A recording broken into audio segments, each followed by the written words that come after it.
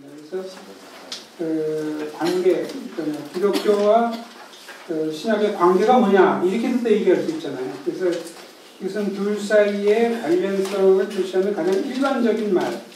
어떤 관계가 있다 없다. 또 뭐 관계가 크다든 적다든 이렇게 얘기할 수도 있죠.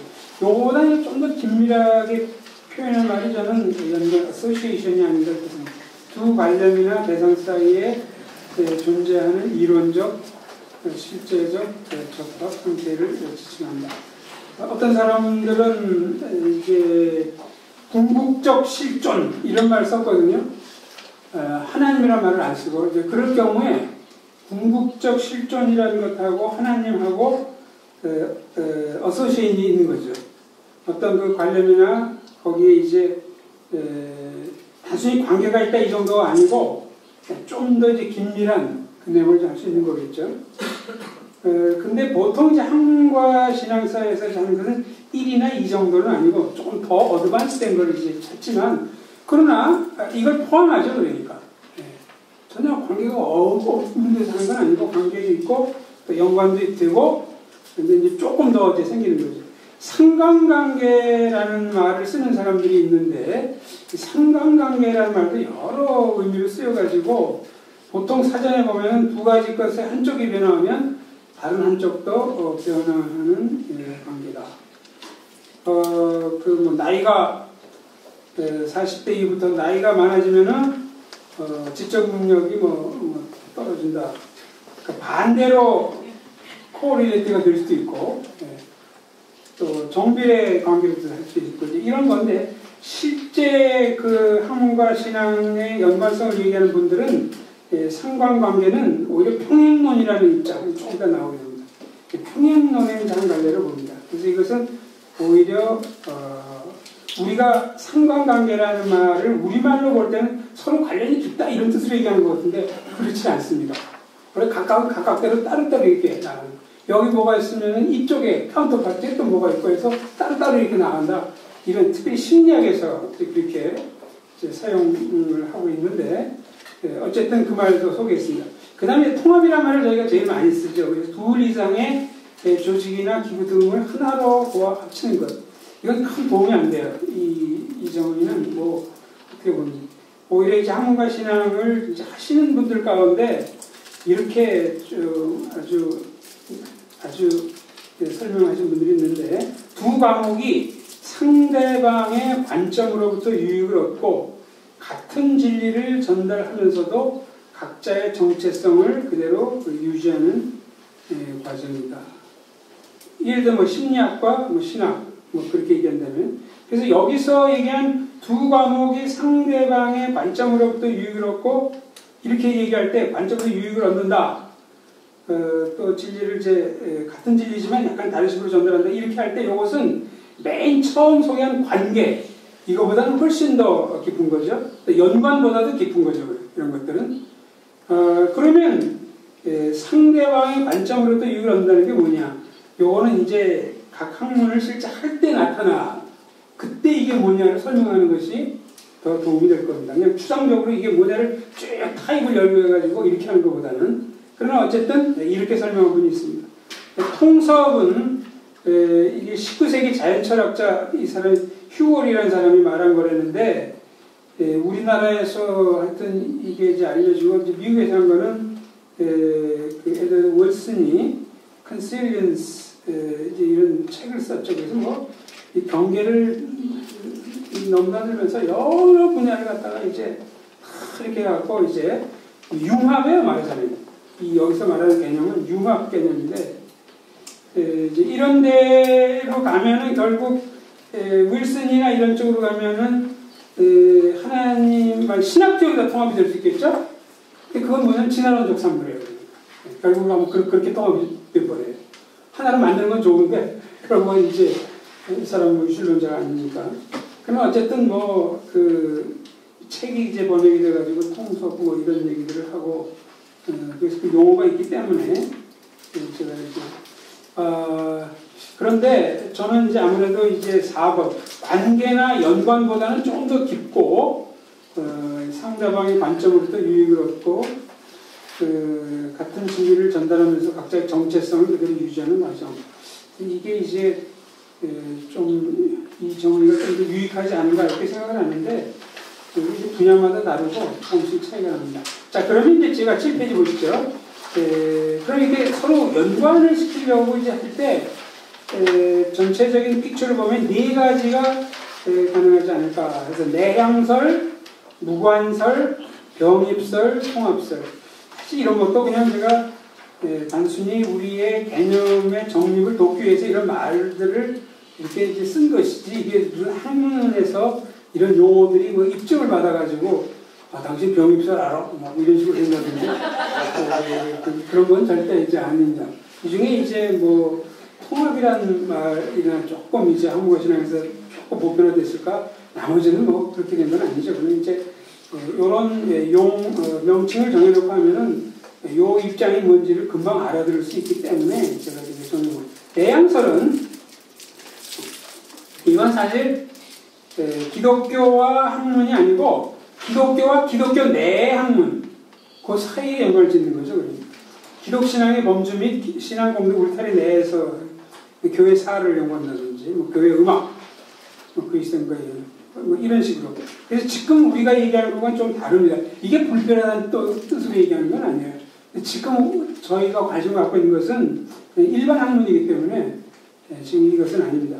그 다음에 이제 일반 학문과 관련해서 이제 무관설이라고 얘기되는 이러한 그 유형이 이제 몇 군데 나타났어요. 이것은 학문과 기독신앙 사이에 관계를 수립하거나 연관을 지을 필요가 없다고 보는 입장이에요. 무관설. 여기서 무관설은 패럴렐리즘이라고 하긴 할까요? 병행하는 것. 각각 따로 이렇게 발전해 나가는 거죠. 그러니까. 그렇지만 서로 연관은 안 된다는 거예요. 이런 식으로. 여기도 이제 한 두 갈래가 있지 않을까 생각해요. 하나는 구획, compartmentalization. 그래서 이것은 이제 어떤 사람이 주장하느냐에 따라서 다른 건데, 어쨌든 거기 보면요. 학문과 기독신앙은 서로 다른 영역을 점유하고 있는 거예요. 상호 모순도, 상호 연관도. 그러니까 뭐 연관도 없고, 모순도 없고, 각각 따로 노는 거라는 거죠. 그러니까. 학문의 영역은 과학, 지식, 실증의 차원인 반면, 기독신앙의 영역은 종교, 신념, 직관의 차원으로서 서로 간의 존재론적, 인신론적 공감대를 소유하지 않는다. 그래서 이런 걸 주장하는 사람들이 이제 누구냐 이제 묻는다면은 B번에 나오죠. 이 입장의 주장자들은 대체로 신학적 자유주의자들이나 기독신앙을 평가절하하는 이론가 철학자들이에요. 그래서 뭐 여기엔 우리가 동의하기가 이제 쉽지 않은데, 예를 들면 칸트의 경우는 종교적 지식이라는 말은 이것은 소위 악시마론입니다. 이거는 이런 말이 존재할 수가 없어요. 종교에 대해서는 God, 뭐 freedom 뭐 이런 거에 대해서는 knowledge라는 것을 쓴다면 우리가 실증할 수 있는 이런 것들만 이제 하는 거죠. 또 특별히 이제 그 1920년대 논리 실증주의가 영국에서 많이 유행을 했죠. 초기 비켄슈타인도 여기 이제 공로가 있고, 또 버트란드 러서 뭐 이런 사람들이 이제 할 때 이들은 뭐라고 이야기를 이제 했냐면은 이 세상에는 의미가 있는 진술은 소위 meaningful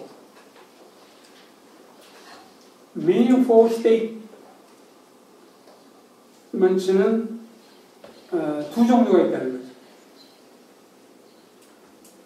하나는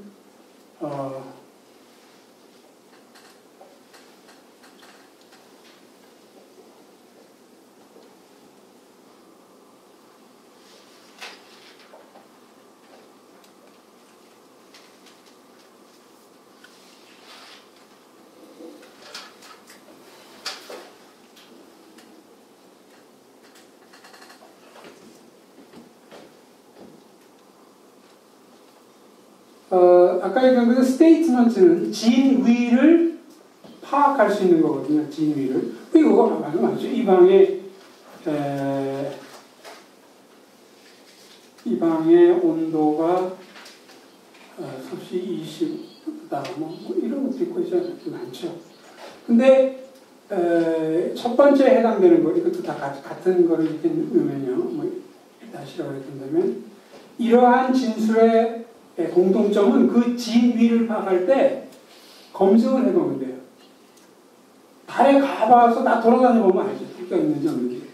풍력 공급하는 건지 아닌지. 이 방의 온도가 20이면 재보면 알잖아요. 고장나지 않은, 제대로 작동하는 온도계가 있으면 그걸 통해서 이게 true인지 false인지 할 수 있잖아요.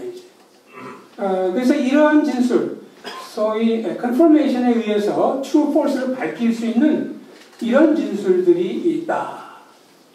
그 다음에 두 번째 종류의 진술은 이거는 그냥 의미만 알면 진위를 봐요. true, false를 알 수 있는 거예요.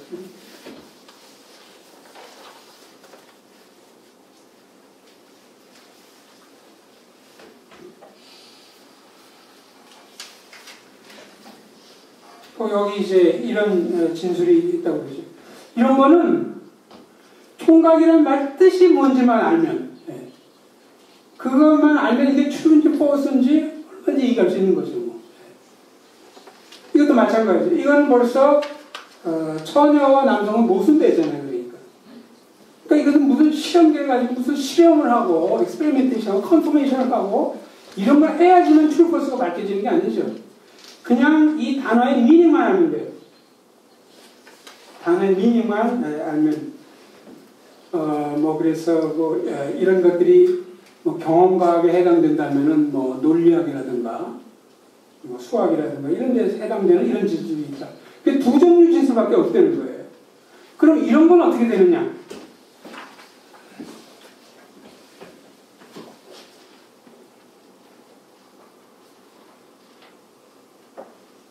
이거 골치 아픈 거예요.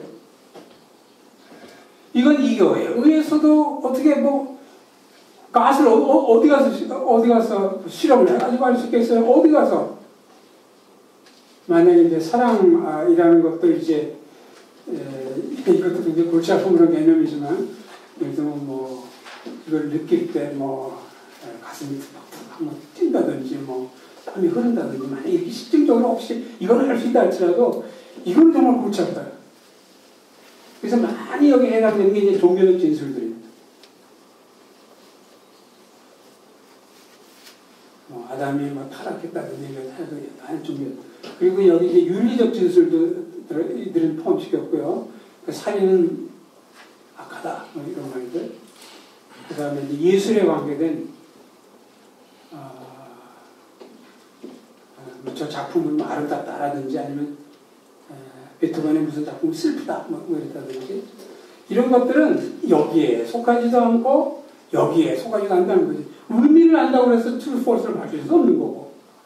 그래서 이런 것들은 meaningless라고 했어요. meaningless statement. 그래서 이거는 아주 천박부러기입니다. 차라리 false는 그래도 이쪽에 넣어주는 거예요. false라고 판명이 된 건 그런데 이쪽에 이제 들어가는 거예요. meaningless는 아예 이거는 족보에도 없는 사생아죠. 그래서 대표적인 게 이제 종교적 진술이 들어갔고, 그러니까 기독교가 설 자리가 없죠, 완전히. 물론 이건 이제 나중에 많이 바뀌었지만, 어쨌든 여기에서 이제 라지컬 파이어티이 보는 종교적 진술의 이제 위치. 또 불트만에게, 이게 불트만은 이제 독일의 신약학자죠. 역사적 예수와 신앙의 그리스도 사이의 간극. 우리는 예수 그리스도께서 이제 실제적으로 이렇게 태어나셨고 살아나셨고 하나님이시고 이제 그걸 받아들이지만 그만은 절대 히스토리컬 지저스는 그런 존재가 아니고 후대 교회에서 그리스도를 신격화했다든지 이런 식으로 그러니까. 그래서 어쨌든 요 첫 번째 갈래 구획파는 그리고 저희하고 잘 맞아들어가는 것은 아니다. 이렇게 얘기를 할 수 있을 거예요. 그 다음에 같은 무관설인데요. meaningless statement라고 이렇게 했을 때, 예. 그걸 주장하게 되는 그 배경이 있을 거 아니에요. 그게 이제 과학주의죠. 과학주의는 뭐냐면은 모든 진리는 scientific truth다. 그리고 모든 진리에 도달하는 게 scientific method다. 과학주의가 바로 그거죠. 그게 그들의 전제예요. 거기서부터 다 나온 거죠. 근데 아직도 과학자는 조금씩 다 있어요. 지금도 있습니다. 네. 과학자 자체가 상당히 문제가 많은데 이제 그런 사람들 저런 주장을 하는 거예요. 그렇죠. 사실 뭐 철학자이기 때문에 이들을 보고 과학주의 입장을 가졌다 이렇게 아직 딱 그렇게 연관시키기 힘든데 따지고 들어오면 뭐 그래요. 따지고 들어오면. 예. 그러니까 진리의 정의가 실제에 부합하는 것이 진리라고 말씀하시죠. 예. 그러니까 이제 만약에 이걸 가지고 이제 따지자면 이 사람들은 아까 과학적 진리니까 과학으로 이걸 알 수가 없잖아요. 실제의 부합성 여부는 어떻게? 그러니까 우리는 과학뿐이 아니고 성경에 있다고 얘기되는 거지. 성경에서 이 말씀을 요한복음 3장에 하고 있으니까 이 진술은 성경에 나와 있는 내용과 부합하죠. 아니 하여튼 우리는 쉬워요. 네. 왜냐하면 과학자나 일반 사람들은 이 자연세계를 연구하는 거고 신학적 진술도 종교적 진술도 다 성경에 있는 걸 가지고 하는 거니까. 네. 차이는 이거는 전혀 이 사람들은 안 받아들이는 거죠. 성경적 진술. 아까 얘기한 것처럼 트루스라는 것이 성경이나 이런 걸 통해서 온다고 생각하지 않고 사이언티픽 트루스에는 트루스를 생각하지 않아요. 그리고 오관으로 확증하고 이제 관찰하고 거기서 도출해낼 수 있는 것 그 이상은 이건 그냥 우리의 이미지네이션이에요. 아무 거 실제 하는 것이 아니에요. 뭐 이런 게 나쁘다 이렇게 얘기하는 것도 아니고 자격이 없다는 거예요. 그러니까 그 사람들이 볼 때는 이게 나쁘다. 그거는 이제 또 딴 거죠. 예를 들면 더킨스는 종교가 악하다고 보거든요. 무신론자들 중에도 데니시나 이런 사람들 종교가 악하다고 보거든요. 그러나 마이클 우즈니 이런 사람들은 절대 악하다고 보진 않아요. 또 기독교도 뭐 쓸만하다. 그게 또 별개 이제 이슈이기 때문에 어쨌든 그렇게 커리스폰던스 그 리얼리티와 상응한다 얘기할 때 우리는 성경이라는 걸 가지고 하는 거죠. 그러니까 예를 들면은 이제 마귀는 하나님 친구다. 이거 false. 왜냐면 성경이 이렇게 얘기를 안 하니까. 우리는 이제 종교적으로 성경을 가지고 얘기를 하는 거예요. 근데 이제 여기에서 meaningful statement를 설명하시면서 예. 어떤 meaningful statement가 이제 모든 사람한테 받아들여지는 그런 이제 스테이트먼트잖아요. 그 두 개 자체는. 뭐 그렇죠. 이제 딴 쪽으로 점프를 하셔가지고 하나님은 사랑이다 하는 거에 대해서 그거는 이제 과학주의자들이 meaningless statement라고 주장하는 그런 거를 이렇게 같이 연관을 시키시니까 조금 혼동이 돼서 그랬어요. 그러니까 그들의 핵심이 특별히 이제 에어라는 사람이 대표적으로 한 사람인데 그 사람이 이렇게 얘기한 거죠. 그러니까. 논리술 중에 대표자가 이제 그렇게 얘기한 거죠. 주장하는 사람들이 일부죠. 과학주의자들이죠. 예, 그러니까 이제 우리는 이 기독교 시각에서 지금 우리 2010년에 한동대에서 이걸 봐서 그렇지만 1920년대에는 아유 거기는 그런 말은 정말 아무튼 막혀 들어가지 않았어요. 그때 기독교가 완전히 쪽팔리고 완전히 그 학문적으로는 뭐 완전 밑으로 다리에 들어갔어요. 꼭 그것만은 아니고 이 사람들이 무슨 기독교를 비난하려고 한 것도 아니에요. 이 사람들은 자기들이 표준을 볼 때 무자격하다는 거죠. 그러니까 그게 철학의 하나의 흐름이었어요. 그 당시에 철학의 흐름이었어요. 네. 자, 그 다음에 이제 또 한 가지 근데 이제 제가 아까 뭐 설명이 연관이 되고 하는데 재미난 게 너무 점프한다고 이제 아까 이제 그렇게 말했던 AJ가 그렇게 얘기했지만 상당히 곤란한 케이스가 시저가 루비콘 강을 건넜다.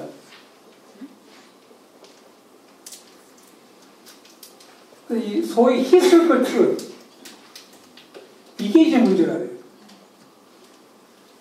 과학적인 건 반복해가지고 하든지 이렇게 검증하고 이렇게 할 수 있는데 역사적인 건 과거잖아요. 그러니까 우리가 타임머신을 타고 가서 그걸 확정할 수도 없는 거고 그러면 결국 이런 건 어디서부터 오냐면은 아까 얘기한 아르팩트, 다큐멘트, 문서 그 다음에 이제 뭐 고고학적인 자료 이제 이런 거로부터 이제 오죠. 근데 이게 그렇게 정확하지 않아요, 사실은. 만약에 이제 뭐 타키투스의 뭐 역사 이런 이론이 우리가 볼 때는 원본이 쭉 전달되는 거 생각하지만 전혀 그렇지 않아요. 이게 이제 신약의 사본들하고의 차이인데 우리가 흔히 말 풀타크의 영웅전이 로마 오디세이 이런 게 원본은 다 없어져 버렸어요. 다 사본들만 존재하는데 사본도 원본도 쓰여진 지가 무지하게 오래됐어요. 거기에 비하면 신약도 원본은 없어졌죠. 신구약 원본도 없어졌죠. 사본들은 근데 굉장히 숫자가 많고 원본과의 거리가 굉장히 짧아요. 그래서 이거는 뭐 FF 브루스라든가 여러 사람들이 많이 입증한 건데 이건 신앙에 의지하지 않고 고문서학의 관점에서도 입증을 했어요. 그래서 이제 아주 재미난 게 한편으로 철학계에서는 저렇게 됐지만 1960년 한때 요때부터 특별히 영국의 신학계에서는 복음주의가 살아나요. 이제 이걸 우리가 다 혜택을 보고 있는 거죠. 이때 주역의 패커라든가 이스라엘 사람들 중에 존 스타트라든가 마틴 로이드 존스라든가 이런 사람들이 이제 그리고 이 이론도 50년대에 가면서 이 이론도 이제 성립을 이제 못하죠. 왜냐하면 재미난 거는 meaningful statements는 두 종류다. 이거는 이건가? 소위 self-referentially incoherent. 이게 의미를 안 나오니까 true라고 할 수도 없고 이것도 실증해서 될 수도 없는 거 아니에요. 이게 이제 제일 철학 자체에서 온 거고, 그 다음에 이제 과학이라는 것이 생각하는 것만큼 완전히 관찰과 여기서 된 거지. 데이터라는 것도 상당히 해석이 들어가는 거고, 너무 또 데이터와 해석이 똑같다 이렇게 또 너무 포스트마던 식으로 가도 물론 이제 안 되는 건 사실이지만, 그래갖고 이제 몰락을 하죠. 이 자체가. 가만히 내버려둬서 이렇게 몰락해요. 이제 과거에 이제 그랬다는 거죠. 근데 이런 것이 오히려 이상하게 신학적 자유주의자들한테는 좀 남아있어요. 신학적 자유, 신에게 솔직히 뭐 이런 것은 로빈슨이 뭐 이런 사람들 영국에 이제 다 이제 그런. 또 한 가지 관례는 대치, 이건 뭐 대치동학으로는 그렇게 크게 정리가 되는데, 이것은 이런 주장입니다. 일반 학문은 기독신앙과 전혀 상극이 되는 주장을 하고 있기 때문에 아주 세속적이고 이제 맞지 않으니까 그리스도인은 각 전공 과목의 내용 형성에 있어 독자적이고 대안적인 체계, 여기서 치면 체계입니다. 대안적인 체계. 따로 만들어내는 거예요. 완전히 그 분야를 따로 만들어내야 된다. 이렇게 주장하는 거죠. 그래서 성경과 기독교 신학은 이러한 체계 구축에 필요한 핵심적 자료를 포함하고 있다. 그래서 세 가지를 들었는데, 우리 최홍준 교수님이 전공하신 암스테르담 학파. 모든 철학 이론은 인간의 자율성을 기초로 하고 있다는 거죠. 그거는 칸트도 같고 뭐 락도 그렇고 뭐든. 그래서 그 인간의 자율성을 깨부시는 이제 적어도 종교적인 것이 동의되는 이걸 세우고자 했었죠. 그 다음에 이제 그 홍수 지질학. 이건 이제 창조과학에서 이제 많이 얘기했지만 근원은 그 SDA입니다. 그러니까 그 어디죠? 그 SDA. 제칠 안식교. 늘 말씀드리지만 안식교가 우리나라에서는 이단이라고 그러지만 미국에서는 그렇지 않아요. 그거가 이제 조금, 근데 우리나라 안식교는 저는 어떤지 잘 모르겠어요. 그 안식교가 이단이라고 그런 거는 토요일을 지키기 때문이라든지 또 안식교에는 그 심판 이론이 굉장히 독특합니다. 그다음에 뭐 채식을 하고 뭐 구약에 대한 해석 뭐 이런 것 때문에 이단이라고 그러는 게 아니에요. 안식교가 이제 이단으로 된 거는 삼위일체를 부인했기 때문에 그렇습니다. 그게 안식교가 이제 복음주의에서 멀리한 게 그거였어요. 그랬다가 그 1900년도 초에 안식교회 내에 부흥이 일어나요. 개혁이 일어나요. 그래서 삼위일체로 회귀합니다. 그 안에 굉장한 싸움이 있었어요. 그래서 원하지 않는 사람들은 그냥 나가서 삼위일체를 부인하는 쪽으로 그런 안식교들도 있어요. 미국은 그런 안식교도 있습니다. 그러나 주류는 그 설명책을 받아들여요.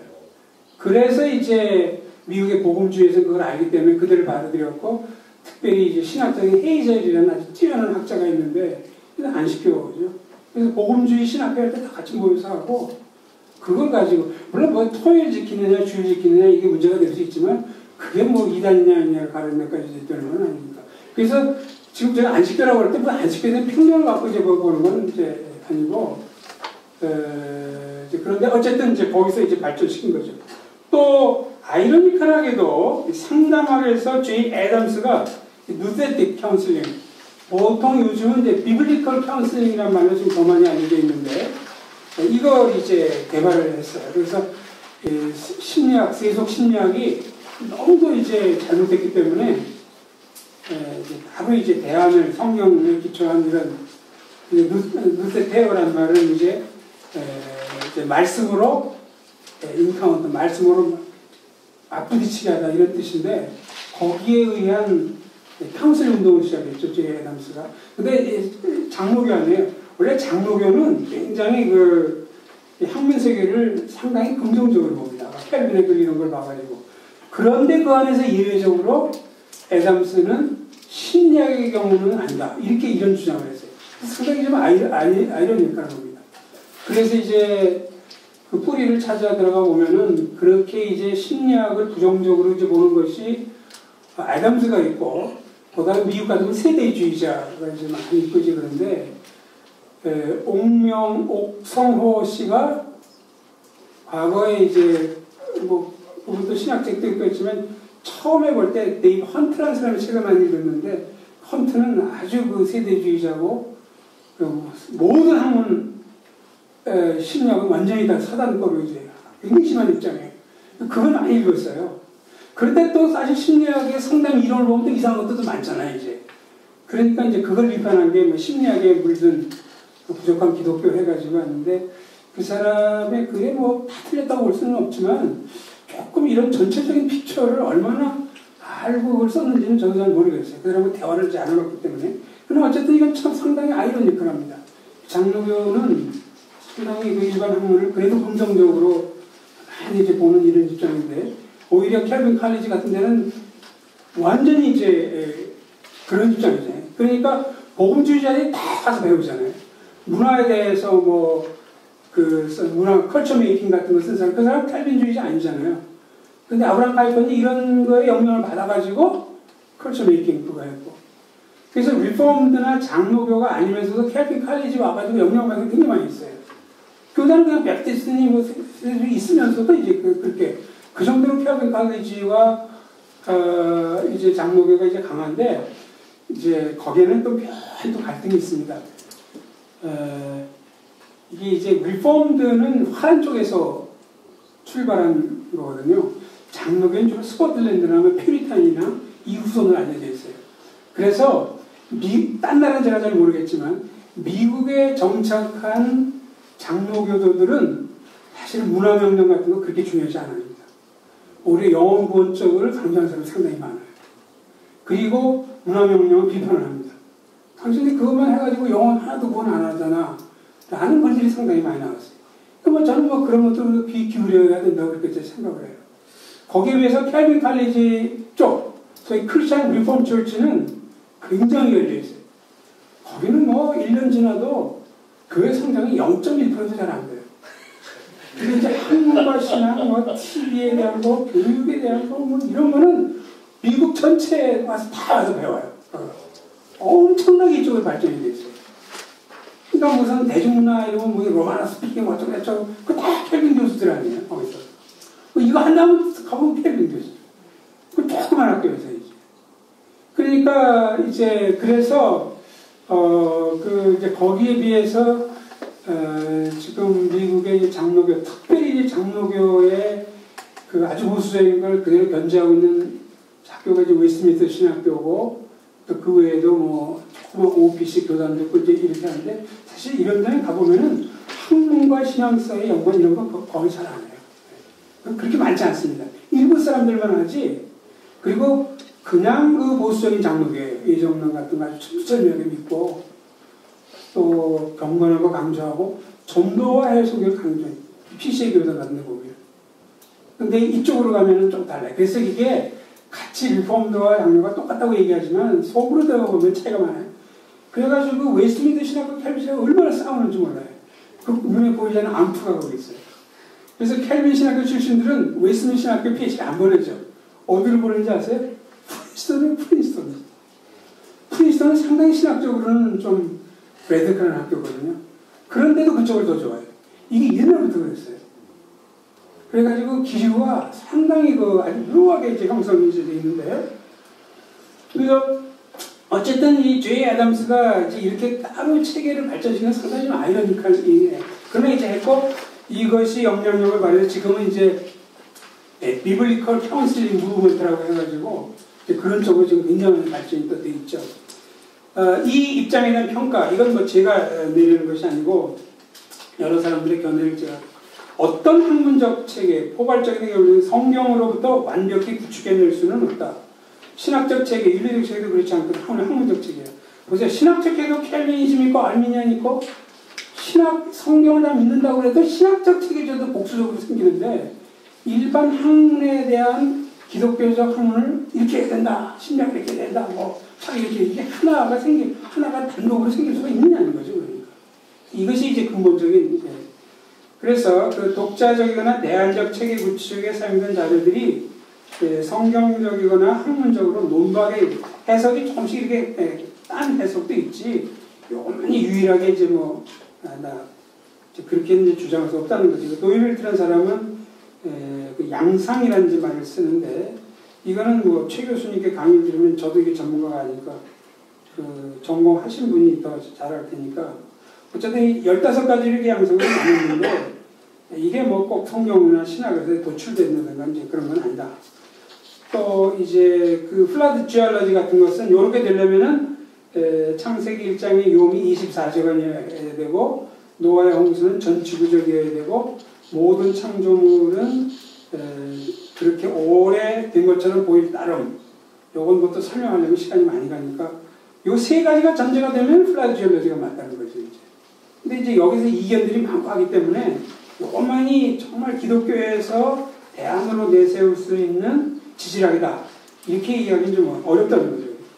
또 아담스 상담 이론, 여기서도 이제 누세테오라는 말도 있고 굉장히 단어들이 많거든요. 카운슬링 해야 되는 단어도 많고 한데 왜 하필 누세테오 요 동사 하나만 뽑아가지고 그렇게 체계를 여기서 만들려고 했느냐, 이런 것. 또 이 애담스는 정신병을 인정하지 않아요. 모든 거 다 주의 때문에 생깁니다. 모든 거 다 영적으로만 해석을 합니다. 그래서 소위 이제 게리 콜린스하고도 많이 싸웠죠.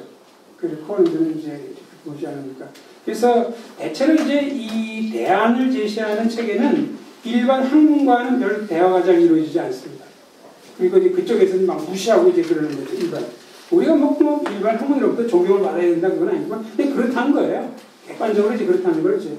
그 다음에 이제 내항설, 무관설 이런 것들 말고 병입설이라고 아까 얘기한, 이것은 일반 학문의 어떤 설명이나 메커니즘에 세례를 준다. 제가 거기다 다운표는 세례를 줘. 기독교적인 둔갑시키거나 성경의 단편적 증거를 조합하여 기독교적 믿음을 내세운다. 이거는 뭐 학자들이 이렇게 하는 경우는 거의 없어서 나와가지고 많이 팔렸죠, 우리나라에. 적정 그 사람 있고. 그 다음에 이제 동양적인 복 개념에다가 한 거는 이제 우리는 조영기 목사님이니까 삼박자고원 이런 걸 통해서 이제 기독교 체계 자체, 뭐 기독교 자체가 이제 그 평등신학으로 이제 대변될 정도로 이렇게 많이 발전시켰죠. 터미널로지가 형통신학이 더 정확한 거예요? 아니면 번영신학이 더 정확한 거예요? 그건 프로스페리티에 대한 번역의 문제니까. 왜냐하면 그건 뭐 왜냐하면 그 요한일서 거기는 형통이라고 번역되어 있고, 구약으로는 또 번영 이런 쪽도 나와 있고 하니까 특별히 뭐 어느 쪽을 해야 될지 저는 잘 모르겠습니다. 에이브럼 메슬로의 뭐라는 거. 자, 통합설 이제 우리가 이제 지향하려고 하고 이제 하는 것은 통합설. 이 통합설은 아까 말씀드린 것처럼 아까 이제 관계, 또 이제 연관 이런 거를 다 인정했죠. 낮은 레벨로부터 이제 올라와가지고 이제 하는 거니까. 그래서 저는 통합설을 또 이론도 많고 해서 이렇게 쉽게 이렇게 기본 많게 이렇게 정해요. 소극적 전공 과목의 내용이 기독신앙의 가르침과 모순이 생겼을 때 이에 대해 변호를 시도하는 것. 이것도 저는 통합의 한 가지 길이다 그렇게 생각을 합니다. 그다음에 9페이지. 상당히 많은 경우는 중립적. 전공 과목의 내용이 기독신앙의 가르침과 마찰을 충돌이 없을 때 그 내용을 인정하면 적극적. 기독신앙과 학문 사이의 내적 공통성을 찾아 그 결과를 종합한다. 이게 대표적인 것이 오후 시간에 할 심리학과 신학의 통합이죠. 단 어떤 분야도 이 분야만큼 지금 통합 이론을 굉장히 많이 내세우는 경우가 적습니다. 그래서 이건 그때 이제 보시면 내적 공통성을 찾아가지고 한다. 이건 나중에.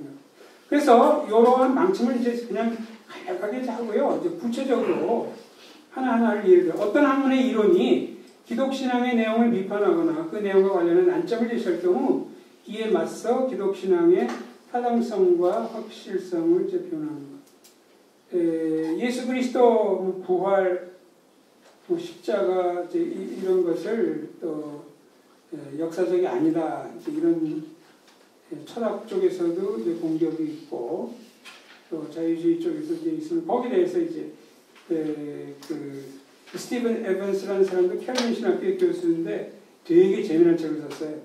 9페이지 7번 풋노트를 보세요.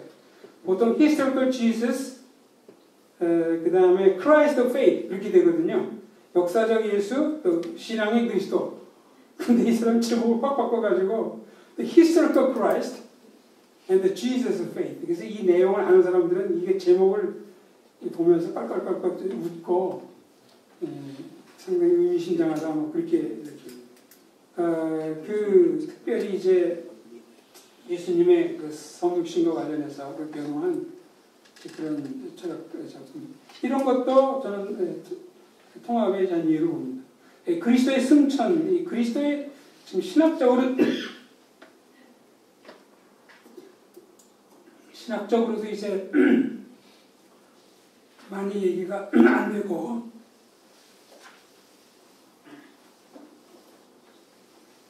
더군다나 이제 좀 비판을 듣는 게 승천에 대한 겁니다. 이거 어디로 갔느냐? 예수님 올라갔으면은 어디까지 이제 갔느냐? 뭐 이런 건데 거의 이런 걸 잘 안 받아들이죠. 보수주의자들 외에는.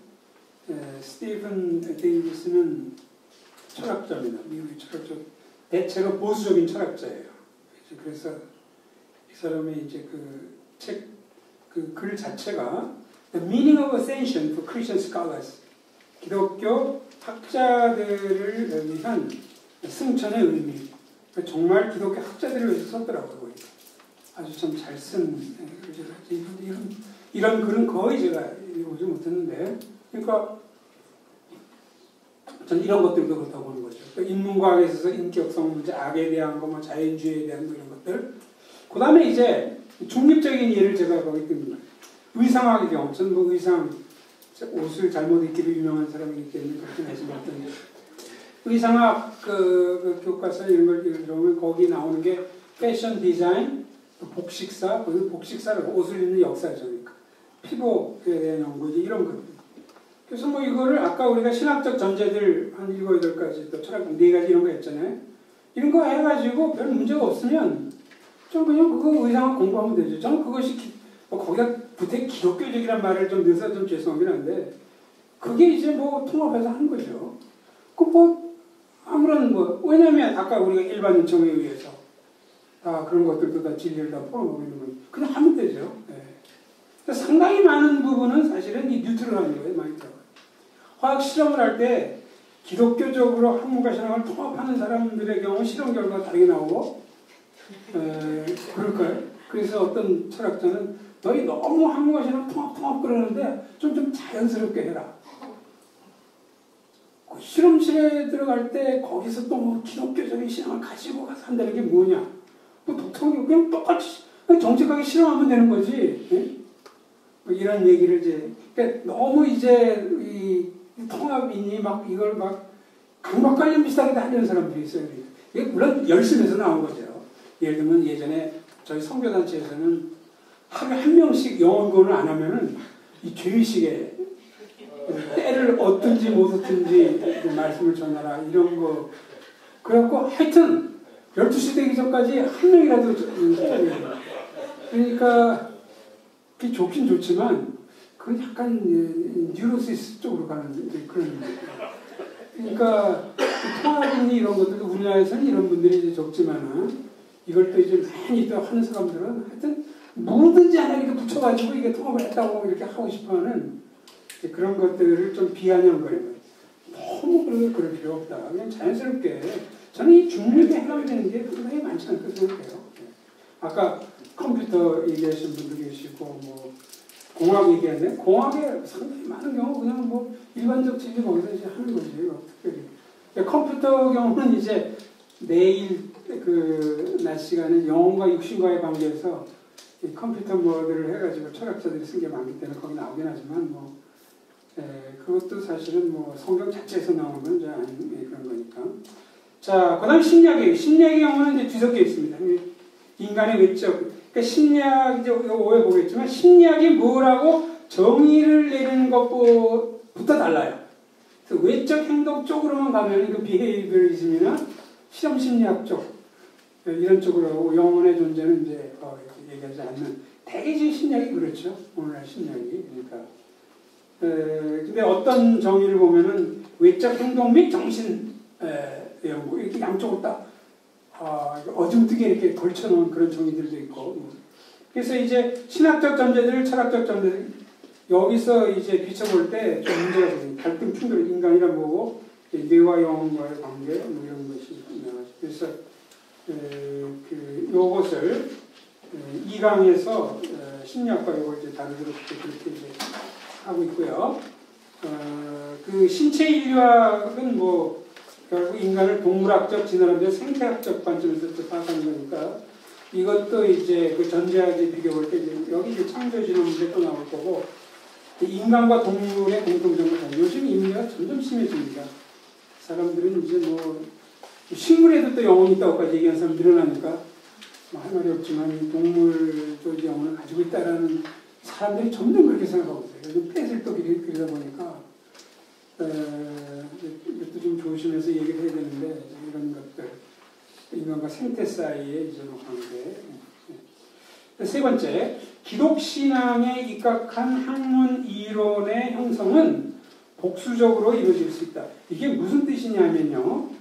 기독신앙에 입각한다고 할 때도 어떤 것은 성경의 클레임, 그 트루스 클레임이 명료하게 하나로 딱 정해져 있는 게 있어요. 그런가 하면 예를 들면 하나님은 삼위일체다 이런 거는 뭐 이단이 아닌 이상 그것이 그 이상 트루스 클레임이 없잖아요. 그러나 영원 하나님이 영원하시다는 지금 둘로 나눠져 있습니다. 그러니까 하나는 하나님이 시간을 초월해서 계시다 이런 뜻으로 해석하는 학자들이 있고요. 신학자들도 있고 철학자들도 있고요. 그래서 이것은 하나님이 시간을 초월해 계신 거예요. timelessness. 그러나 시간 내의 영원, 그러니까 시간 안에서 앞으로도 끝이 없고 뒤로도 끝이 없는 영원하다, 하나님이 영원하시다 이런 표현이 나오는데 이걸 이제 두 번째 거는 특별히 이제 아인슈타인의 상대성 이런 게 많이 얘기되면서 이쪽을 택하는 철학자나 신학자들이 늘어났어요, 사실. 그 전까지 전통적으로 주로 타임리스니스 이쪽으로만 했는데 재미난 거는 월트 스토프 같은 철학자는 시간 내의 영혼을 해석을 합니다. 굉장히 오래전에 논문을 발표했는데도 그래서 이게 이제 하나님의 전지와 인간의 자유 사이의 관계를 설정하는데 큰 영향을 이제 미치죠. 그래서 이제 캐톨릭이 전통적으로 타임리스니스 입장이거든요. 캐톨릭은 전통적으로 아퀴나스 때부터 시작해가지고 그러니까 거기서 이 사람들이 그러면 하나님이 뭘 아신다는 것과 인간의 자유가 양립할 수 있느냐 없느냐 이걸 따질 때 하고 시간 내의 영혼으로 올 때하고 굉장히 달라져요. 이런 것들이. 그래서 기독신앙의 어떤 트루스 클레임은 다르게 해석될 수 없고 하나로 딱 붙박이로 되어 있는 경우 같은 경우도 있지만 그렇지 않은 경우도 상당히 많이 있어요. 또 이제 제가 그 인간의 구성이 저는 뭐 이분설을 받아들인 입장이지만 일원론도 그러니까 원래부터 몸이 곧 영혼이다 이렇게 주장한 사람들이 이전부터도 있었고 또 삼분설은 주로 세대주의자는 순복음교회에서 많이 받아들였지만 또 철학자들 중에도 삼분설도 받은 사람들이 있어요.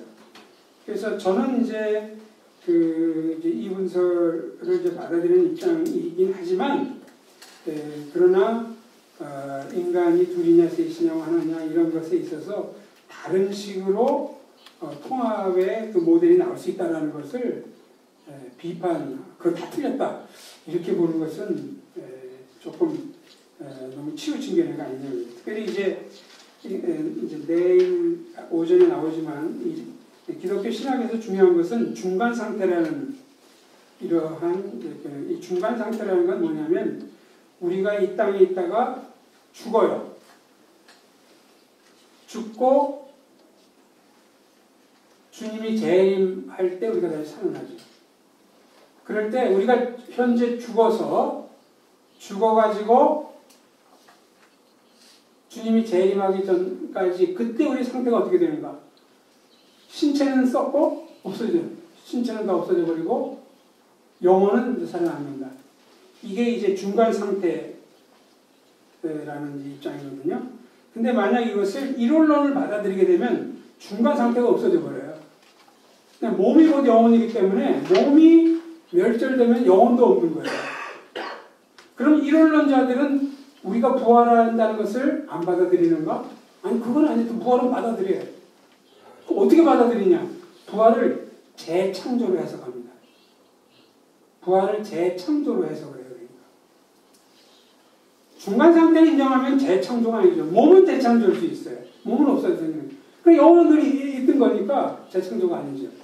근데 이론론에 의하면 몸이고 영혼이 같은 거고 이게 다 없어졌기 때문에 나중에 부활체가 생긴 건 재창조예요. 그러니까 그 사람의 존재는 멸절됐지만 하나님의 메모리에 그 사람의 모든 게 다 있다는 거죠. 그러니까. 그래서 다시 그걸 그대로 이제 살려낸다. 근데 이게 이제 철학에서는 그 소위 동일성, 아이덴티티 이제 이론이 또 복잡한 이론인데, 거기에 이제 철학자들이 이제 반대하죠. 무슨 건덕지가 있어야지 동일인물이라는 게 입증이 되지. 나중에 재창조했으면 이거하고 과거에 내가 없어져 버린 거하고 똑같다는 걸 뭘 입증하느냐. 이래가지고 지금 또 철학적인 디베이트이 지금 크게 이제 벌어지고 있죠. 그래서 이런 것들이 이제 만약에 저는 뭐 일원론을 찬성하지는 않지만 일원론에 이제 의학에서 이거 하려면은 그 모델을 상당히 다르게 많이 만들어야 돼요. 전통적 신학과 달리. 그래서 이게 바로 기독신앙에 입각한다 할지라도 그 트루스 클레임이 딴 식으로는 절대 해석될 수 없는 것 같아요. 상관이 없는데 상당히 많은 경우는 또 딴 식의 해석들이 나오니까 그런 입장에서 한국어 신앙을 통합한다고 그러는데 전혀 다른 이것들이 나오는 거예요. 그렇게 된 이유 중에 하나는 그 트루스 클레임이 좀 딴 식으로 해석되는 이런 경우도 있을 때 이제 그렇다. 저는 수는 뭐 아까 수학에 대해서 얘기했는데 저는 수학을 워낙 못했어요. 제가 수학 영역은 좋아했지만 수는 뭐 제가 근데 이제 수리 철학을 하는 분들은 수라는 게 실제하면 플라톤주의입니다. 그러니까 이가 실제해요. 어디 실제하는지 모르지만 어쨌든 아니면 그 이라는 것만 있고 실제하지 않는다. 그러면 이제 명목주의 또 개념만 있고 뭐 이렇다고 해가지고 이제 이렇게 되면은 이제 이런 것들과 이제 철학 쪽에서 이제 한국어 신앙의 이제 통합 문제에 있어서 여러 다른 이제 모델들이 나오기 시작을 합니다. 또 인간의 창조와 진화에 있어서 이것도 이제 마찬가지죠. 딱 하나로 이제 붙박이로 딱 하나로만 되면 모르지만 왜 다양한 입장이 생기냐면 해석이 이제 그러니까 몇 가지 이제 세 가지 성경 해석적 요인, 창세기 1장부터 3장의 해석 이게 요음이 24시간이냐 하면 길 수도 있느냐 이런 거. 그 다음에 이제 두 번째 철학신학적 요인을 우리가 놓치는데 이게 또 굉장히 이제 중요한 역할을 합니다. 즉 인간이 일원론적으로 되어 있느냐 이원론적으로 되어 있느냐. 여기서 지금 여러 입장들이 있어요. 실체론적 이원론, 창발론이라는 것은 우리는 몸밖에 없었는데 어떻게 하다가 영혼이 생겼다는 거예요. 실체론적 이원론은 처음부터 우리의 존재가 생길 때부터 영혼과 육신으로 처음 이제 만들어질 때부터 그렇다는 거고, 참관로는 이제 그런 게 아니에요. 이걸 또 주장한다는 게 있어요. 또 특성이걸로는 영혼은 없지만 정신적 특성은 있다. 영혼은 무의미해요. 이런 또 물리 뭐 이래가지고 지금 굉장히 복잡한데 이걸 뭐 다는 다룰 수 없더라도 내일 그 3강에서 하여튼 이런 것들을 좀 얘기하게 될 것입니다. 그 다음에 신학적 요인은 하나님의 섭리의 진화의 과정이 사용될 수 있는가? 어떤 분은 절대 이건 사용되지 못한다. 또 워필드 같은 사람은 사용될 수 있다. 그렇다고 해서 그대로 다 쓸 수는 없고 빼버려야 된다.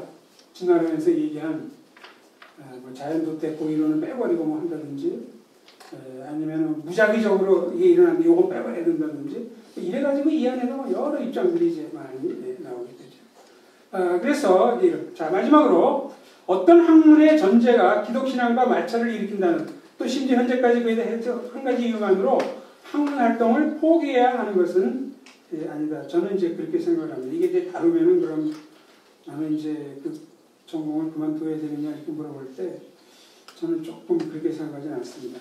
세상의 학문은 그 시대의 정신을 표현하는 것이고 그리스도인들은 세상 속에서 살아가는 것이므로 때로 세상 정신이 압도당한 느낌을 가질 때가 있다.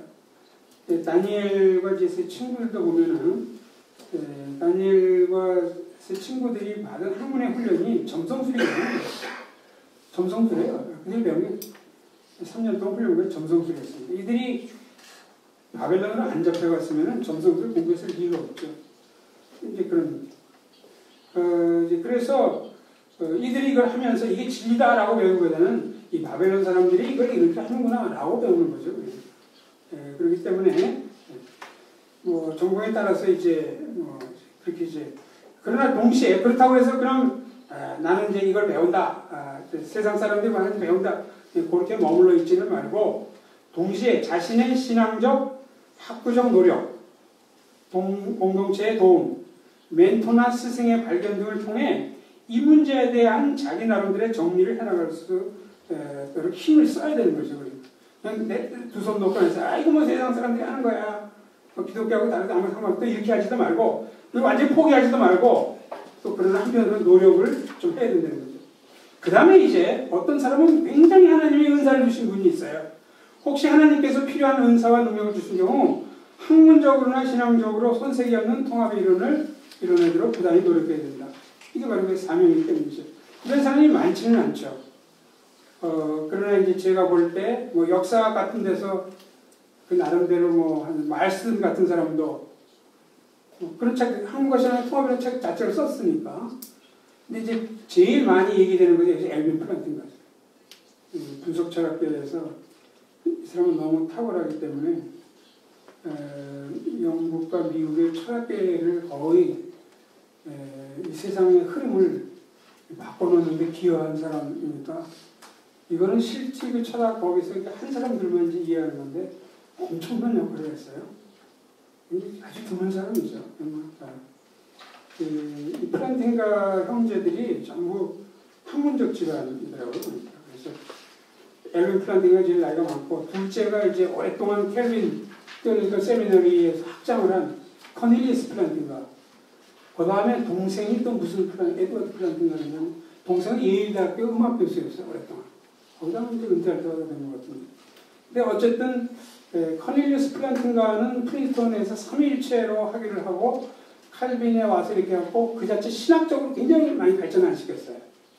요즘은 뭐 예배학 또 뭐 설교 이런 거에 대해서도 많이 글을 쓰는데 커넬리스 플란팅가라는 사람은 엘빈 플란팅가는 한물을 파고갔죠. 정말 한물을 파고갔고 그 이제 월터 스토프하고 이렇게 비교를 해보면은 월터 스토프는 잡식성이란 나쁜 뜻이 아닙니다.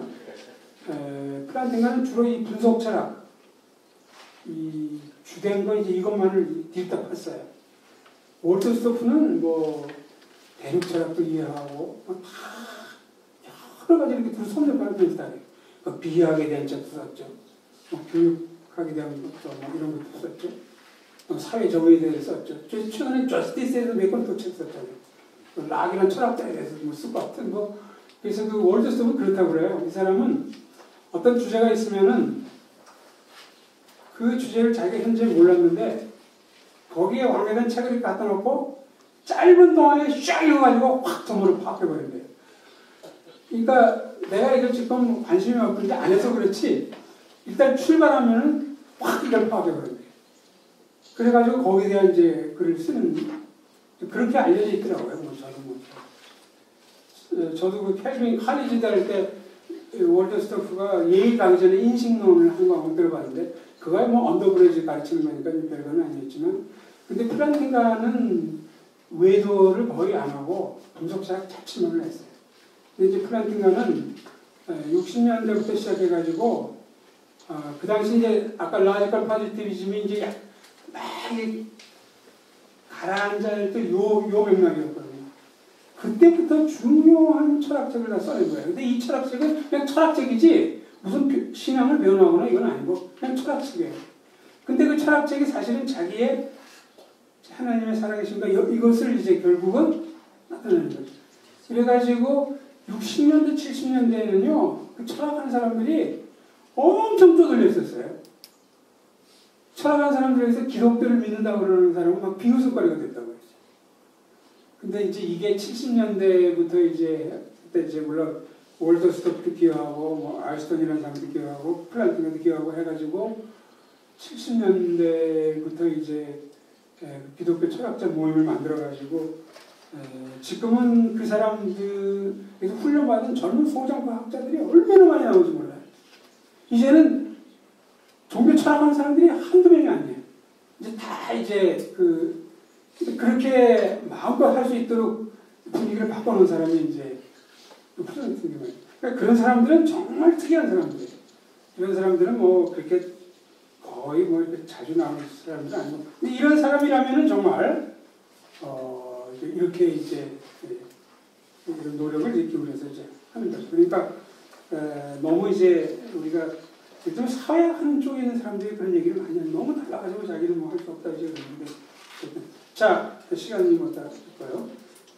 원래 12시 반까지 하고 또 질의응답 나눔의 시간이네. 나눔의 시간이 있으니까 그냥 자유롭게 디스커션 하시고 조금 일찍 끝나면 빨리 점심을 먹는 것도 우리 생계 유지에 도움이 되니까 뭐 질문하시고 질문하시고 또 어떤 의문 제기하실 거 있으면 하시고 서로 간에 우리가 인터랙션하고 오전 첫 세션을 마치도록 하겠습니다. 예, 우리 수아신 교수님께 박수로 지금 질문 시간이셔서요. 예, 마이크가 그럼 아마 마이크를 쓰셔야지 아마 좀 통역을 하실 것 같아요. 예. 네, 우리 송 교수님 귀한 강의 감사드립니다. 아주 참 배울 부분들이 참 많은 그런 폭넓은 포괄적인 강의에 저희들이 많이 배우고 있는데요.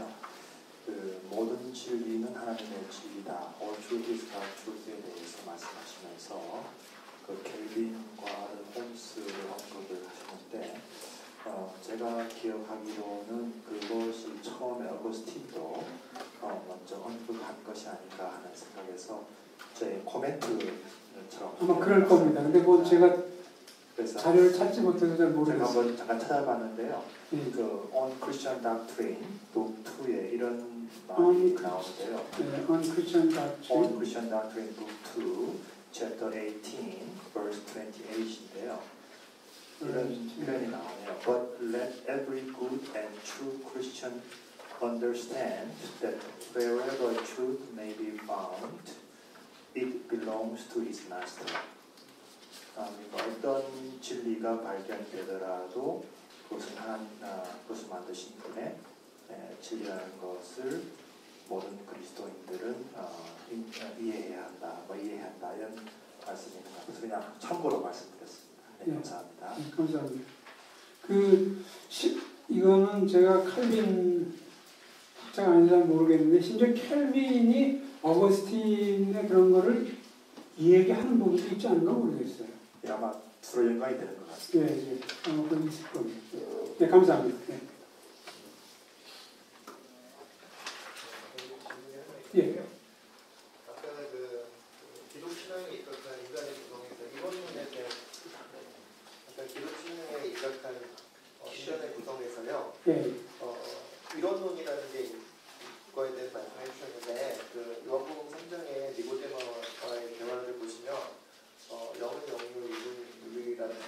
영어? 영은 영이고 예. 육은 육이라서 물과 성으로 거듭나야 된다. 그렇게 그 영과 육을 분리해서 말씀하신 그 성경의 말씀이 있는데 그 성경 여러 곳에서는 그 영과 그 육을 좀 따로 분리해서 언급한 거를 좀 보거든요. 예. 그런 면에 있어서 이론론이라는 거는 어떻게 기독 신앙에 있다면 그런 부분은 어떻게 설명하시겠어요? 그러니까 이제 여러 가지 이제 방식이 있는데 성경에 있는 사람들은 전 시대적이기 때문에 그런 실체에 대해서 정확하게 모르는 가운데에서 그런 얘기를 했다라든지 예를 들면은 뭐 하여튼 비유적으로 그런 말을 했다든지 되게 그 방식은 이제 그런 거죠. 그리고 그 일원론자들이라고 그래서 아까 얘기한 것처럼 영혼의 존재를 다 부인하지 않고 이머전티즘이라고 속해한 것은 나중에 육신으로부터 영혼이 나온다고 보기 때문에 일원론자의 그 사람들은 확실히 그렇지만 두 요소를 또 인정을 하죠. 그래서 이제 또 반대로 헤겔 같은 사람이나 이런 사람들은 영이 전부였어요. 이제 영을 통해서 물질이 대상화되면서 물질이 생겼다. 또 이렇게도 얘기하고 하니까 지금 이제 이원론이라고 하는 것은 그냥 요소가 둘일 뿐만이 아니고 처음부터 두 대비된 요소가 함께 존재한다. 즉 그런 것만 실체적 이원론이라고 제가 얘기하는 거죠. 결과적으로 영혼도 몸에서 나왔다든지 이럴 경우는 결국 몸이 없어져 버리면 다 없어지잖아요. 중간 상태가 다 없어져 버리거든요. 영혼이 몸에서 나왔기 때문에. 그래서 결과적으로 두 요소를 얘기하지만 중간 상태가 또 성립이 안 돼요. 그래서 제가 이론론에다 그런 걸 넣는 거죠. 그럼 어쨌든 그 사람들이 그렇게 하는 것은 되게 그런 식이에요. 그러니까 요즘 이제 내일 점심시간에 이제 이야기할 것들이 이제 그런 내용이지만 영혼이 있다고 얘기하는 사람들은 실증적인 그런 걸 모르는 사람들이다. 영혼 어디 있느냐? 영혼 어디 있는지 가르쳐주면 내가 믿겠다. 어디 있느냐? 아무 차이도 없잖아요. 그러니까 이제 그 성경에는 다 예전 사람들이니까 그런 식으로 표현하는 거지. 그게 꼭 실체로서 객관적으로 존재하는 영혼이 있기 때문에 그런 것은 아니다. 네, 제가 그 부분을 충분히 공감이 되는데요. 제가 질문 드리는 거는 그 카테고리를 이론론이 기독 신앙에 입각한 후문 이론의 카테고리에다 넣으셔서요. 보통 우리가 알고 있는 우리가 성경 공부 시간에 배운 거하고는 좀 그거랑 약간 좀 무슨 때문에? 네. 지금 이제 그러니까 이게 우리나라 신학 실성을 얘기하는 게 아니고 전 세계적인 걸 얘기하는 거죠. 예를 들면 대표적인 사람이 낸시 머피라고 이제 풀러의 이제 여자 캐톨릭 여러 명 이런 사람들 대표적인 이론론자가 굉장히 이론론자가 많습니다. 조엘 그린이라는 사람도 이론론자고 신학계에 지금 점점 이론론자들이 늘어나고 있어요. 지금. 전체를 제가 보고 얘기하는 겁니다. 제가 죄송스럽습니다만 거기에 조금만 더 부연 설명을 드리면요. 기독교인들 중에서 이론을 믿으시는 분들은 몸과 영혼이라는 것의 언어적인 구분에 그렇게 집착을 하시는 게 아닙니다. 영혼이 없다고 믿는 것도 아니고 몸만 있다고 믿는 것도 아니고 몸과 영혼 자체가 구분될 수가 없다라고 믿는 것이에요. 예를 들면 영적으로 건강한데 몸이 건강하지 않을 수가 없다라는 얘기죠. 물론 여기서 보건학적인 건강을 얘기하는 건 아닙니다. 그 역도 마찬가지라는 것이에요. 영혼이 허약한데 몸이 건강할 수가 없다라는 겁니다. 예수님이 말씀하신 부활은 몸이 다시 사는 부활이지 영적으로만 계속 건강한 상태가 없고 생존 상태가 유지되는 게 부활이다라고 생각하는 것이 아니거든요. 그런 의미에서 볼 때 인간의 우리가 영혼이라고 부르는 어떤 그거는 맥락적으로 그 의미화할 때 필요하기 때문에 영혼이라는 단어를 쓰는 것이지 인간이 어떤 영혼이라는 부분이 따로 있고 몸이라는 부분이 따로 있고 이게 이 세상에서는 한시적으로 결합이 되고 죽으면 분리되고 이렇다라고 생각을 하는 것이 아닌 것이죠. 몸과 영혼이라는 것은 애초에 우리가 한 개인 것입니다. 그런데 맥락적으로 몸에 대한 이야기를 할 때는 몸이라는 단어를 쓰고 영혼이 필요할 때는 영혼이라는 단어를 쓰는 거지만 사실 그게 인간을 구성하는 총체적인 것이죠. 그러니까 그게 뭐 하나만 있다고 믿는 것이 아니라 두 개가 사실은 하나다라고. 그것도 이제 하도 갈래가 이제 많아서 제가 실체적 이유를 뭐 내일 오전에 할 걸 가서 미리 앞당기는 거지만 실체적 이론론을 주장하는 사람들도 살아있을 때와 성경 살아있을 때와 죽었을 때 또 창조 전 구별해서 얘기합니다. 예를 들면 아담이 창조 전 존재하기 전에는 분명 흙과 생계란 두 요소를 얘기할 수 있지 않습니까? 어쨌든 근데 딱 살아있을 동안에는 인간이 어느 부분은 영혼에 소속되고 어느 부분은 신체에 소속된다는 말 할 수 없을 정도로 긴밀하게 인터랙션과 유니온이 이루어져 있다는 거죠. 그래서 그 성경적인 근거를 내일 들 거예요. 이제 그런 것들.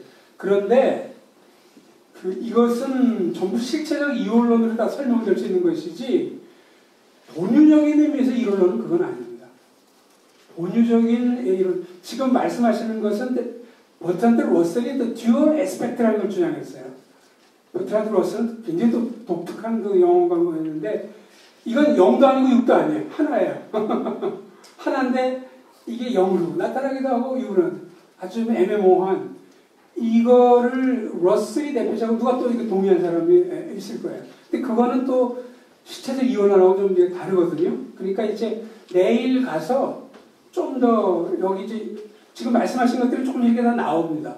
그러니까 내일 가서 한번 좀 보시죠. 그때가 이제 영육간에 이제 강건하면서 참여해 주세요. 예. 아, 예.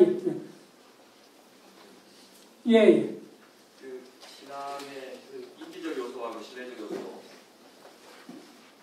신앙의 인지적 요소와 신뢰적 요소가 있다고 이렇게 보내주셨는데 강의한 2페이지에 보시면 이 가운데 처음 항목인 인지적 요소가 우리 논의의 대상이다. 이게 어떤 의미인지 좀 더 설명해 주실 수 있을지. 예, 그러니까 거기 적힌 것처럼 무엇을 믿는가 이런 거죠. 예를 들면은 하나님은 사랑이시다. 네, 그 예를 들어서 아니 뭐 하나님은 사랑이시다 그럴 때 하나님은 악한 분이 아니다. 하나님 사랑이다. 최소한 거기가 우리가 이해하고 동의할 수 있잖아요. 하나님이 사랑이다라는 그 말의 뜻은 그 진술에 의미 여러 가지가 있겠지만 그 중에 하나는 하나님은 악한 분이 아니다. 이거하고 상통하는 게 있지 않겠습니까? 그걸 우리 알잖아요. 이렇게. 그걸 이제 인지적 요소라고 얘기하는 거죠. 또 그리스도는 베들레헴에서 태어나셨다. 그 진술이 참이라는 걸 아는 거. 그게 인지적 요소라는 거죠. 그러니까.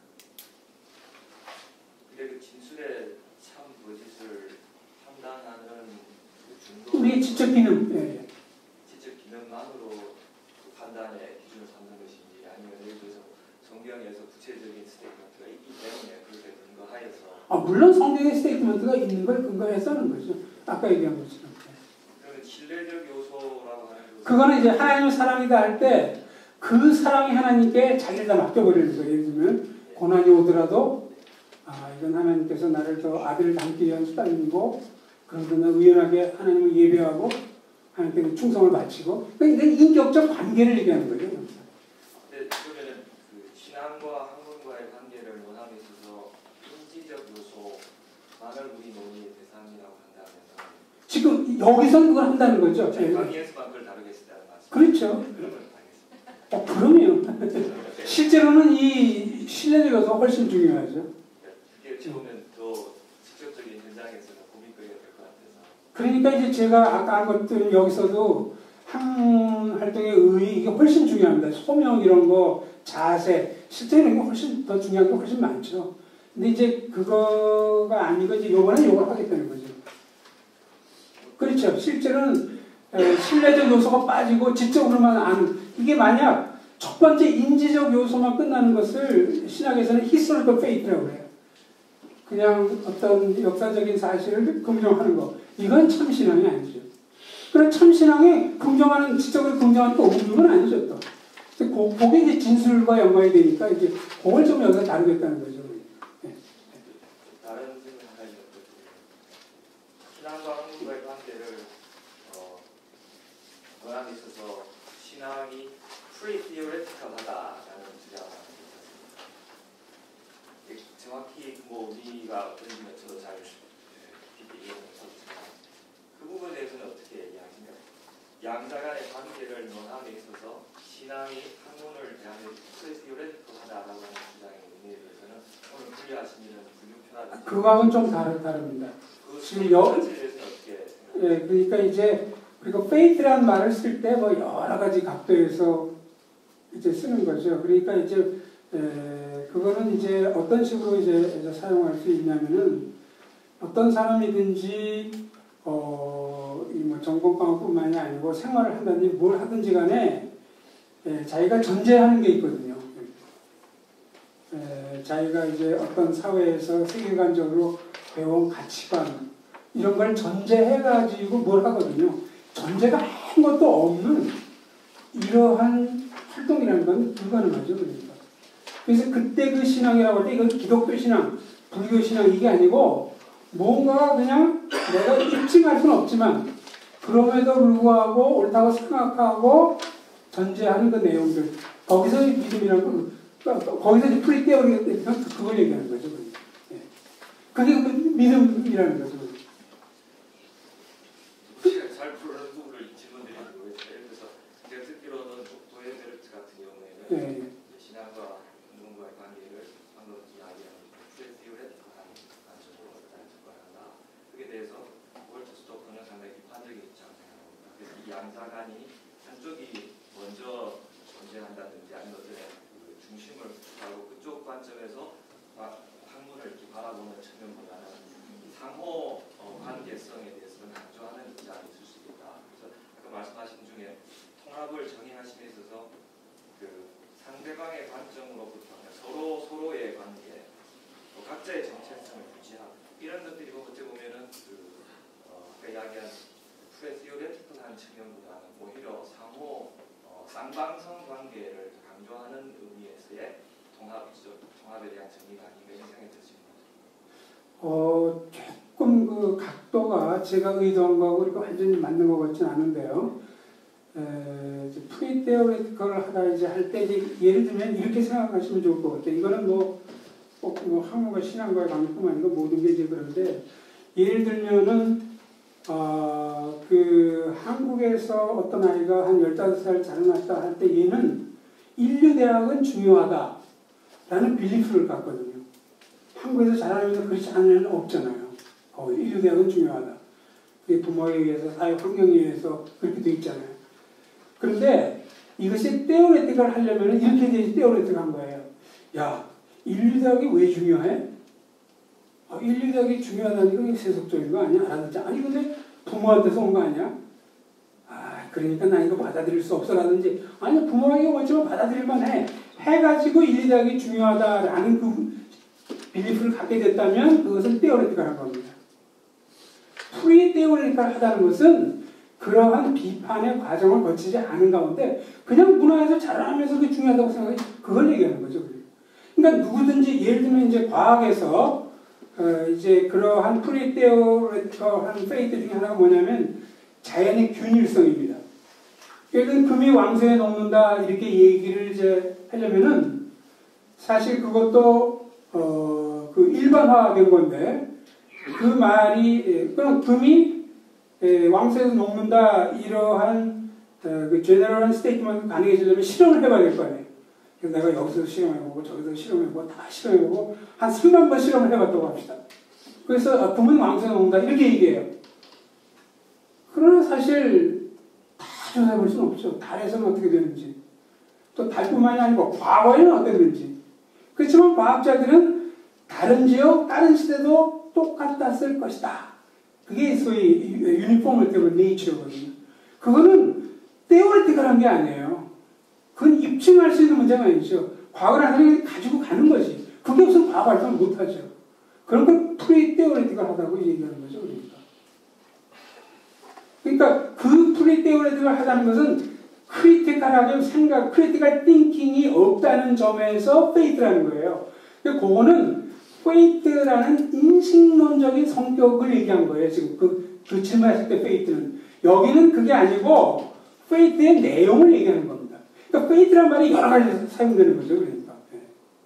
지금 여기서 얘기하는 것은 그 faith의 인식론적 성격을 지금 아까 뭐 월터 스타프나 뭐 노베스나 하는 건 faith라는 말의 인식론적 성격에 대해서 얘기한 거고 지금 여기서 얘기한 거는 그 belief, 그 믿는 그 내용, 세리먼 내용 그걸 얘기한 거라 서로 믿음이라는 말을 썼지만 서로 다르게 지금 사용되고 있는 거지. 그래서 제가 이게 좀 이렇게 엇갈린다고 제가 이제 말씀드리고. 근데 이제 월터 스타프가 이제 비판적인 걸 가지고 한다. 그게 이제 월터 스타프도 그렇고 플란팅가도 그렇고 이제 저는 이제 그 문제를 두 요소가 다 같이 있지 않나 저는 그렇게 생각을 해요. 프리테오리티칼이 가지고 가는 전제도 있고 또 어떤 것들은 제가 비판적으로 생각해가지고 하는 것이 뒤섞여 있지 완전히 프리테오리티칼 이것만 가지고 있는 것도 아니고 완전히 그 크리티컬하게 해가지고 할 수 있는 것도 아니라고 저는 생각을 해요.